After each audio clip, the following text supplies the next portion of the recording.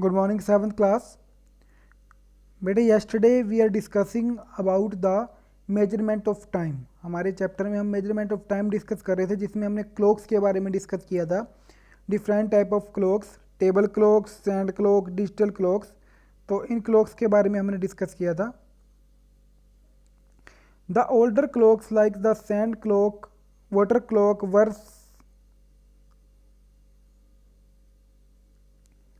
The older clocks like the sand clock, water clock were somewhat crude type of clocks. ये क्या थी? ये क्या है? क्रूड टाइप की क्लॉक्स थी.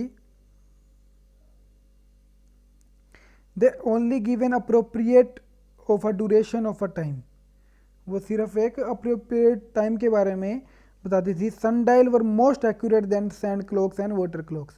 जो sundial जिसके बारे में हमने कल डिस्कस किया था, this is sundial, जो सन की डायरेक्शन के अकॉर्डिंग जिस पे शेडो फॉर्म होती है.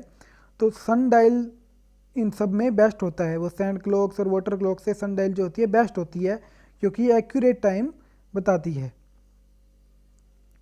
Among the latest version the alarm clocks, wall clocks and digital clocks is very accurate. तो जब आप देख रहे हैं, ये क्या है? डिजिटल क्लॉक, जो डिजिट की फॉर्म में शो करता है. तो ये डिजिटल क्लॉक होती है, ये जो बिल्कुल एक्यूरेट टाइम बताती है. The atomic clock is the most scientific developed clock and therefore it is most accurate to all. जो atomic clock होती है वो सबसे accurate होती है. It is the atomic clock maintained at the National Physical Laboratory. जो atomic clock होती है वो National Physical Laboratory में बनाई जाती है, which is used to provide beeps after the morning news. जो मॉर्निंग न्यूज़ देने के लिए बिप्स करती हैं, मतलब कि बिप्स की आवाज़ करती हैं. तो ये एटॉमिक क्लॉक सबसे एक्यूरेट होती हैं. This beeps indicate the standard time, and beeps से स्टैंडर्ड टाइम का पता लगता है. The atomic clock is accurate up to a millionth part of a second. एक सेकेंड के मिलियंथ पार्ट तक एटॉमिक क्लॉक जो होती हैं वो एक्यूरेट होती हैं. Some time beside measuring time we need to measure some time duration also. कुछ चीज़ों में हमें टाइम के साथ साथ टाइम के मतलब स्मॉल टाइम के ड्यूरेशन को भी मेजर करने की ज़रूरत होती है. जैसे कि time taken by a car during a race, time taken between two observation of experiment, time to be given to a particular for a debate. किसी भी डिबेट के लिए किसी को टाइम देना, कोई कार की रेसिंग चल रही है तो उसके लिए हम किनका यूज़ करते हैं? स्टॉप वॉच के लिए.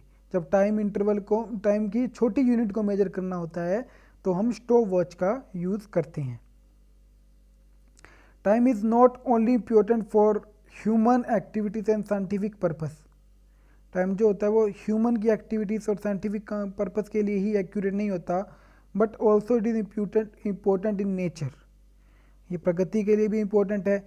If you be a little observant you will be able to notice a lot of natural phenomena which are time born.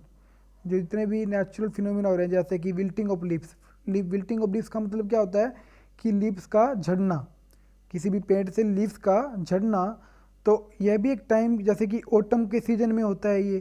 तो ये सभी चीज़ें, जैसे कि flowering and fruit bearing of plants, migration and breeding of fish and birds, ये सब क्या है? टाइम पे डिपेंड है. The regularity of heart beat tell about the state of the health of a person. जब हमारी हेल्थ स्टेटोस्कोप से हमारी हार्ट बीट चेक करता है तो उसे पता लग जाता है कि एक पर्सन की हेल्थ की क्या स्टेटस है, जब वो स्टेटोस्कोप से चेक करता है. So there are a normal number of situation and phenomena around us. So बहुत सारे सिचुएशन और फिनोमिना हमारे चारों तरफ हैं जो कि टाइम से रिलेटेड हैं. It is impossible to mention all of them. How can one miss your birthday. आप अपने बर्थडे को भूल नहीं सकते. Your every birthday marks the completion of one full year of your life. तो आपका जो बर्थडे है पूरा 1 ईयर के बाद आपकी लाइफ में दोबारा आता है. तो ये भी एक टाइम ड्यूरेशन ही है, टाइम पे ही डिपेंडेड है. तो हमारे डेली के वर्क और मोस्टली जो नेचर की चीज़ें हैं ये सभी टाइम पर ही होती हैं. द ऐसा unit of measurement of time is second. Time को मेजरमेंट करने की ऐसा यूनिट क्या है? Second. For the convenience of measuring longer duration, अगर हमको लंबे टाइम तक कोई मेजरमेंट करनी है हायर, तब हमें सेकंड के मल्टीपल्स का यूज़ किया जाता है।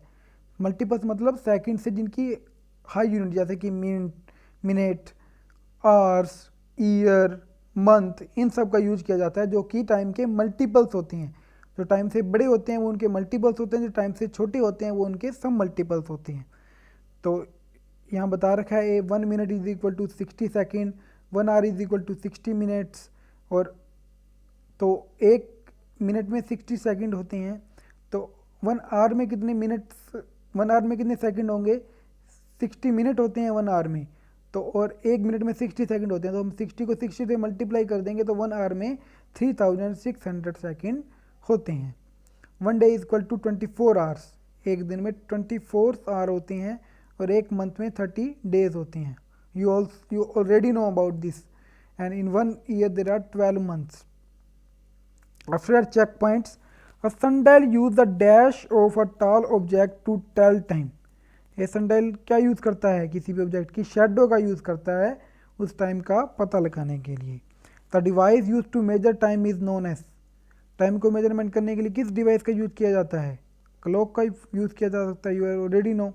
देर are dash second in an hour, एक घंटे में कितने सेकंड होते हैं, 3600 second.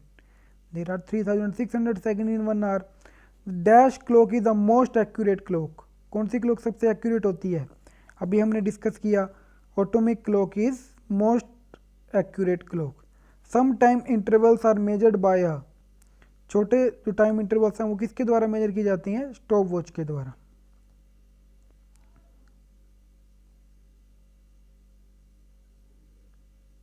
Name 2 phenomena in nature which repeats in regular in time interval. 2 phenomena बताने हैं नेचर में जो रेगुलर टाइम इंटरवल के बाद होते हैं। तो हम कह सकते हैं कि जो अर्थ है वो सन के चारों ओर एक फिक्स टाइम इंटरवल में चक्कर लगाती है। मतलब एक जो अर्थ है वो टाइम, तो सन का एक रिवॉल्यूशन पूरा करने के लिए 365 डेज लगाती है। तो ये क्या है उसका टाइम इंटरवल। तो this is an example of regular time intervals. And the moon move around the sun, moon and the move around the earth. Earth is moving on its axis, अर्थ अपने axis में move करती है, वो भी 24 hours में ही move करती है। After that speed, once we know how to measure the distance traveled by an object and the time taken to travel the distance, it is easy to know that the fast an object is moving. अगर हमें ये पता लग गया कि हमने how to measure the distance travel by an object, object ने कितनी डिस्टेंस ट्रेवल किया है और कितने टाइम में उस डिस्टेंस को ट्रेवल किया है, तो उस ऑब्जेक्ट की हम उससे स्पीड को मेजर कर सकते हैं। तो the measurement of fastness of moving object is known as the speed, कि कितनी फास्ट कोई ऑब्जेक्ट मूव कर रहा है तो वो उसकी स्पीड से मेजर किया जाता है। The speed of a moving object is defined as the ratio of distance traveled by the object to the time taken. अगर हमें किसी ऑब्जेक्ट की स्पीड मेजर करनी है तो उसको किससे मेजर करेंगे, उस ऑब्जेक्ट ने कितनी डिस्टेंस ट्रैवल किया है और कितने टाइम में की है। अगर किसी ऑब्जेक्ट की हमको स्पीड मेजर करनी है तो कैसे मेजर करेंगे, उस ऑब्जेक्ट ने कितनी डिस्टेंस ट्रैवल की है, कितने टाइम में की है। तो इसको हम ऐसे भी लिख सकते हैं, speed is equal to distance by time. अगर हमको स्पीड मेजर करनी है तो डिस्टेंस को टाइम से डिवाइड कर देंगे, तो वहाँ से हमको स्पीड मिल जाएगी। और स्पीड का जो सिंबल होता है वो v होता है, and that for distance, distance के लिए डिस्टेंस को हम s से डोनेट करते हैं, टाइम को t से डोनेट करते हैं और स्पीड को v से डोनेट करते हैं। If you divide the SI unit of distance by the SI unit of time, we get the SI unit of speed. तो हमें पता है कि डिस्टेंस की SI यूनिट मीटर होती है, लेंथ की SI यूनिट मीटर होती है, तो डिस्टेंस की भी SI यूनिट मीटर होगी। और जब टाइम की SI यूनिट सेकंड होती है, तो स्पीड क्या होता है, डिस्टेंस बाय टाइम। तो स्पीड जब डिस्टेंस बाय टाइम करेंगे तो डिस्टेंस जो होती है मीटर में होती है, टाइम सेकंड में होता है, तो स्पीड की SI यूनिट क्या हो जाएगी, मीटर पर सेकंड। तो स्पीड की SI यूनिट होती है metre per second. Which is generally written as metre per second और pronounce as metre per second. Speed को हम ऐसे भी डिफाइन कर सकते हैं, distance travel by an object in the unit time. Generally, the distance traveled by vehicles like cars, trucks, train, aeroplanes, and the time taken by them are large. कुछ time क्या होता है कि कुछ ऑब्जेक्ट के द्वारा डिस्टेंस ट्रैवल की उसका टाइम जो होता है वो लार्ज होता है। तो तो कन्वीनियंट के लिए हम क्या करते हैं, तो स्पीड को मेजर करने के लिए हम मीटर और सेकंड से बिग यूनिट का यूज़ करते हैं। जैसे कि मीटर की जगह हम किलोमीटर का यूज़ करते हैं और सेकंड की जगह हम आर का यूज करते हैं। अगर हमको कोई भी ज़्यादा डिस्टेंस को मेजर करना है, ज़्यादा टाइम को मेजर करना है, तो हम किलोमीटर पर आवर्स का भी यूज़ कर सकते हैं। ये भी स्पीड की यूनिट होती है जब हमको कोई हाई डिस्टेंस मेजर करनी है। तो 1 kilometre hour is equal to 1 kilometre per 1 hour. In 1 kilometre there are 1000 metre, in 1 hour there are the 3600 second. तो 1 किलोमीटर पर आवर में 5/18 मीटर पर सेकेंड होते हैं, क्योंकि 1 किलोमीटर में 1000 मीटर होते हैं और 1 आवर में 3600 सेकेंड होते हैं।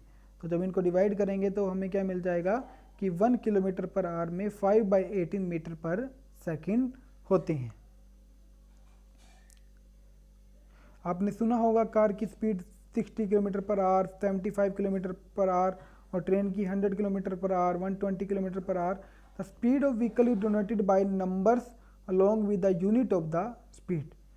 तो कैसे स्पीड को कैसे डिनोट करते हैं, पहले नंबर लिखा जाता है, जैसे कि 60 ये नंबर हुआ, उसके बाद किलोमीटर पर आवर यानी कि फिर स्पीड की यूनिट लिखी जाती है। पहले नंबर लिखा जाता है और स्पीड की यूनिट लिखी जाती है। So the particular vehicles will rarely move with exactly the same speed throughout a journey, and vehicle start from rest and gradually pick up the speed. तो व्हीकल जब जीरो से स्टार्ट करता है तो उसकी जीरो स्पीड होती है और धीरे धीरे उस व्हीकल की स्पीड बढ़ती है। Then even during a small journey of 1 kilometer there may be many change in the speed. A car moving speed up to overtake another and slow down to the let someone else pass by, apply a brake due to a pedestrian crossing the road, or that stop is at the red light for a light. Therefore, the number we use to note the speed of vehicle is known as the average speed of the vehicle. Average speed means average speed क्या होती है कि किसी भी object ने total distance कितनी travel की है और उसने डिस्टेंस को ट्रैवल करने में कितना टाइम लिया है।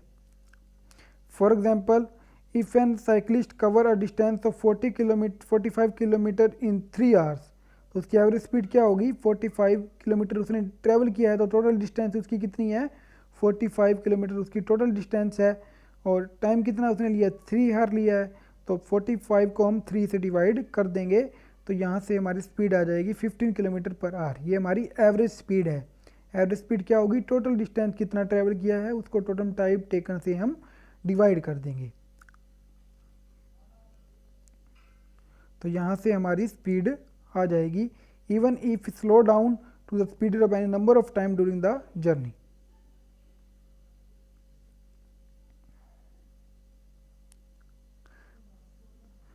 So the object which move with a fixed or a constant speed are said to have uniform motion।